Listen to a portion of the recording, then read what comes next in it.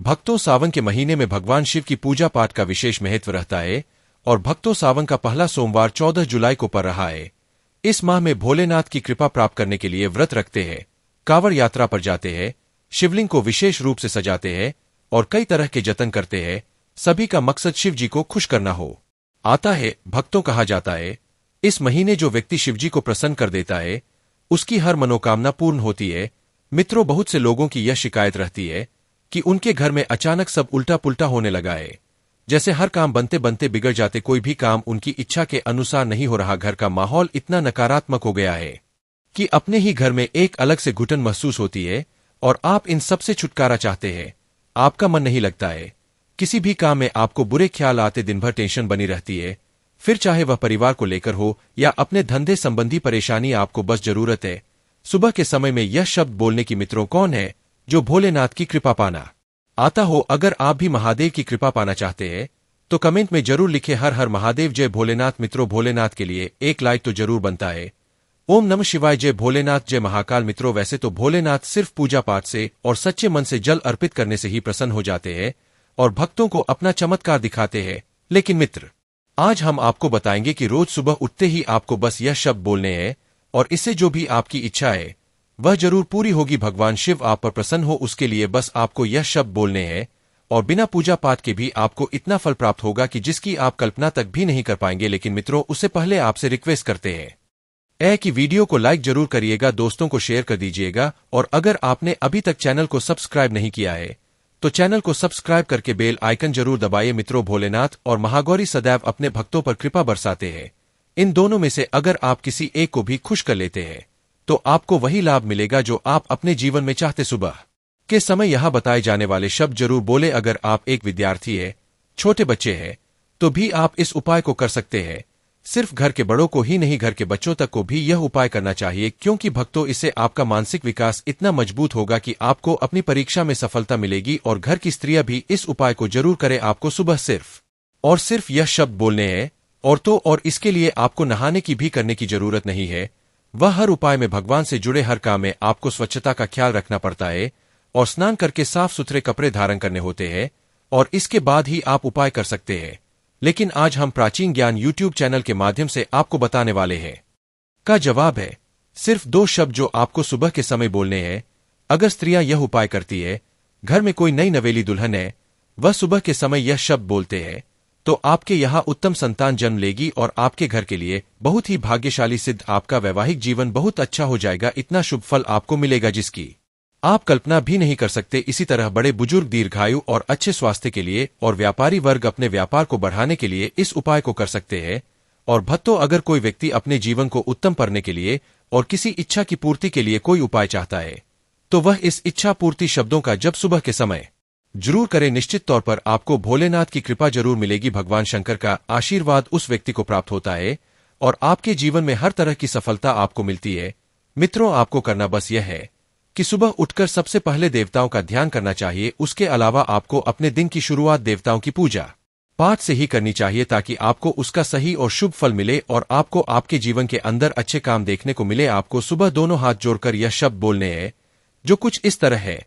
इस मंत्र के जप से आपकी कुंडली में भी अगर कोई दोष है तो उसमें भी कमी आती है। इसके अलावा अपने दोनों हाथों की हथेलियों को जोड़कर इसमें मंत्र का जप करना चाहिए। मंत्र है, कर आग्रे बसते लक्ष्मी सरस्वती करूँ तो गोविंद प्रभा देकर दर्शन में। आप चाहे तो दोनों में से कोई एक उपाय भी कर सकते हैं और चाहे तो दोनों उपाय भी कर सकते हैं। इसका अर्थ है, हाथ के अग्रभाग में मां लक्ष्मी, मध्य में सरस्वती तथा मूल में गोविंद का वास होता है और वह हमारे सारे कार्य बनाते हैं। इसी तरह हमें अपनी सुबह की शुरुआत करनी चाहिए ताकि हमारा समय अच्छा बीतेगा। इस दिन यानी 14 जुलाई सावन सोमवार पर बहुत सारे विशेष शुभ योग का निर्माण हो रहा है। दोस्तों, कई ग्रह नक्षत्र का एक साथ मिलन होने के कारण इस दिन कई सारे राजयोग सिद्धि का भी निर्माण हो रहा है और इस दिन ब्रह्मा नाम योग बन रहा है और सिद्ध नामक योग भी बनेगा। दोस्तों, भगवान शिव शंभू को सावन सोमवार का महीना बहुत ही प्रिय है और इस दिन अगर आप यह एक चीज खा लेते हैं तो पूरे साल आपको पैसों की किल्लत नहीं झेलनी पड़ेगी। जीवन में खूब धन संपदा आएगी और भोलेनाथ की कृपा आपके ऊपर सदैव बरसती रहते। इस दिन आप कुछ करें या न करें, पर 14 जुलाई सावन का पहला सोमवार के दिन यह फल जरूर खा ले। दोस्त, शिवपुराण के अनुसार माना जाता है कि सावन सोमवार व्रतधारी को धतूरा अवश्य खा लेना चाहिए। भले ही आप थोड़ा सा खाए लेकिन जरूर खाए, इससे व्रत पूरा हो जाता है। इस दिन धतूरा खाने से संपूर्ण फलों की प्राप्ति हो जाती है। अगर आप धतूरा नहीं खाते हैं तो इसे थोड़ा बहुत अच्छा लिए। दोस्तों कहते हैं कि जब भोलेनाथ ने गले में वेश धारण किया था तो आदि शक्ति मां के कहने पर देवताओं ने भगवान शिव के सिर पर भांग, धतूरा, बेलपत्र आदि रखा और निरंतर जल अभिषेक किया था, जिसकी वजह से उनके मस्तिष्क का ताप कम हुआ था और उस समय से ही भोलेनाथ को भांग, धतूरा चढ़ाया जाता है।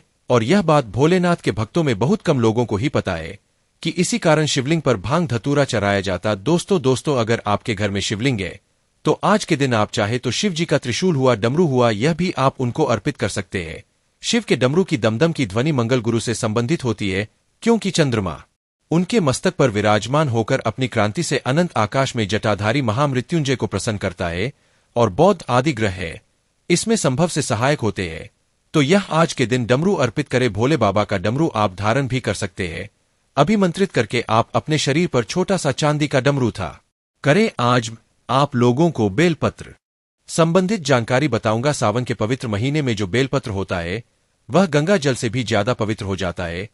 आज के इस वीडियो में हम जानेंगे शिवलिंग पर बेलपत्र खाने के फायदे। और वास्तव में जब आप शिवलिंग पर बेलपत्र चढ़ाते हैं तो वह बेलपत्र कोई साधारण बेलपत्र नहीं रह जाता, तो साक्षात भगवान शंकर जी का प्रसाद बन जाता है। देखिए, साक्षात सावन का महीना चल रहा है तो यह वीडियो अपने फायदे के लिए ध्यान से एक बार सच्चे दिल से जरूर सुनिएगा। हमारे धर्मशास्त्रों में कहा जाता है बेलपत्र 6 महीने तक बासी नहीं माना जाता है। इसका एक बार प्रयोग करने के बाद अर्थात इसे एक बार शिवलिंग पर चढ़ाने के बाद धो करके उन्हें चढ़ाया जा सकता है 6 महीने तक। कई जगह शिवालय में जहां बेलपत्र उपलब्ध न होने पर इसका चूर्ण का इस्तेमाल किया जाता है। भक्तों, कई ऐसे शिवालय है जहां पर बेलपत्र नहीं मिल पाता है तो वहां पर इसके चूर्ण को भगवान शंकर को चढ़ाते हैं। बेलपत्र के चूर्ण को भी चढ़ाने का फायदा है। बेलपत्र भगवान शंकर जी को चढ़ाने के पीछे एक पौराणिक कथा है। कथा के अनुसार समुद्र मंथन के दौरान कई चीजों के साथ हलाहल विष निकला। यह चारों ओर फैलने लगा। फिर पूरी सृष्टि को बचाने के लिए यह भगवान शिव ने इस जहर को अपने कंठ में धारण कर लिया था। इसलिए महादेव को उस दिन से नीलकंठ भी कहा जाता है। विष के प्रभाव से भगवान शिव के शरीर में तापमान बढ़ने लगा, जिसकी वजह से आसपास का वातावरण जलने लगा। और उस समय एक वैद्य से देवी देवताओं ने सलाह दी। तो देवी देवताओं ने जब उस वैद्य से सलाह ली तो उस वैद्य ने ही बोला कि आप उन्हें बेल के पत्ते खाने के लिए दे। भगवान शिव को बेलपत्र खिलाया और जल से स्नान कराया। इसके बाद भगवान शिव के शरीर में जो उत्पन्न गर्मी शांत होने लगी। तभी से भगवान शंकर जी को बेलपत्र चढ़ाने की परंपरा है। भक्तों, शिवलिंग पर बेलपत्र अर्पित करने के बाद हमें जल जरूर चढ़ाना चाहिए। इससे भगवान शिव को शीतलता मिलती है और उनका हमें आशीर्वाद प्राप्त होता है।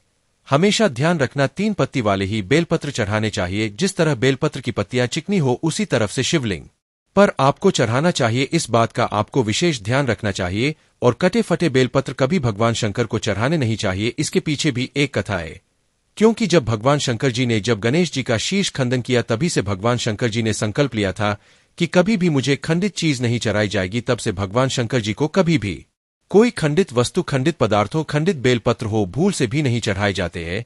भक्तों, शिवलिंग पर अगर प्रतिदिन बेलपत्र चढ़ाए जाए तो सभी प्रकार की समस्याएं दूर होती है।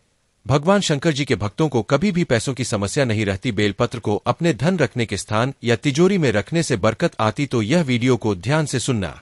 वीडियो में आप लोगों को बेलपत्र से जुड़ी हुई संपूर्ण जानकारी बताऊंगा। जो वीडियो आज बता रहा हूं, जानकारी बता रहा हूं, यह जानकारी आप लाखों खर्च करेंगे फिर भी कोई नहीं बताएगा। अधूरा ज्ञान खतरनाक साबित होता है।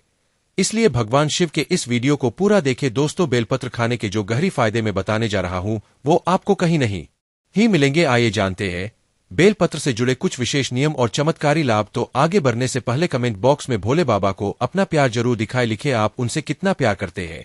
हर हर महादेव, ओम नमः शिवाय। चैनल प्राचीन ज्ञान को सब्सक्राइब जरूर कर ले और भगवान शंकर के नाम पर वीडियो को एक लाइटे। धर्मशास्त्रों के अनुसार बेलपत्र को कुछ खास दिनों पर तोड़ना वर्जित है।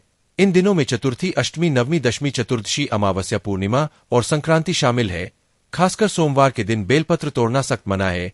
ऐसी मान्यता है कि सोमवार को भगवान शिव स्वयं बेल वृक्ष में विराजमान होते हैं।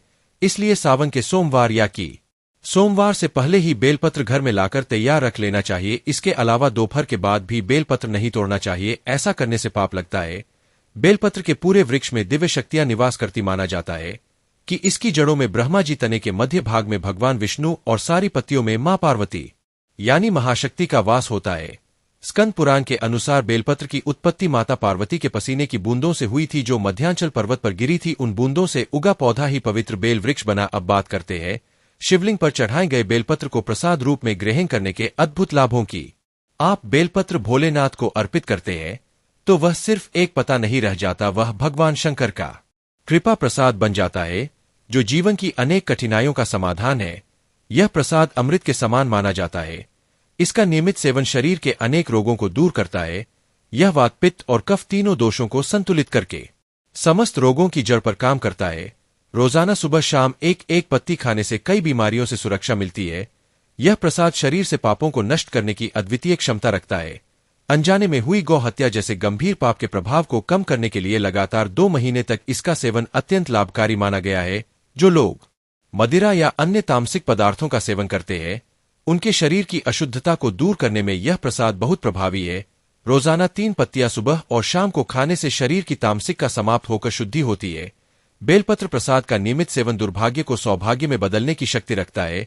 यह किस्मत चमकाने और तकदीर बदलने में सहायक सिद्ध होता है। आयुर्वेद के अनुसार यह रक्त को शुद्ध करता है और रक्त संबंधी समस्याओं में बहुत फायदेमंद है। शुरुआत 1 पट्टी से करें और धीरे धीरे संख्या बढ़ाकर 5 तक ले जाए। यह शरीर को अंदर से शुद्ध करता है।